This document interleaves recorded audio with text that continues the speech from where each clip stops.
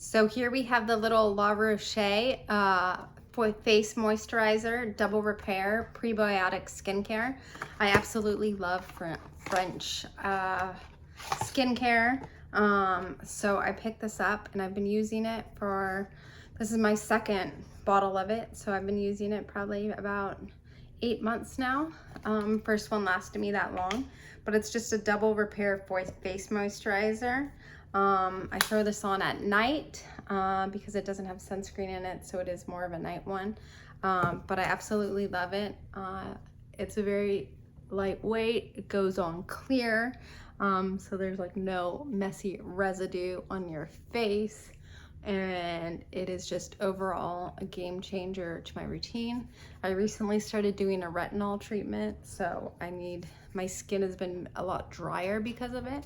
So I've just been adding this double moisturizer to it, and it has helped with the retinol treatment. So if you are in the market to pick some up, I highly suggest picking it up. You won't be disappointed.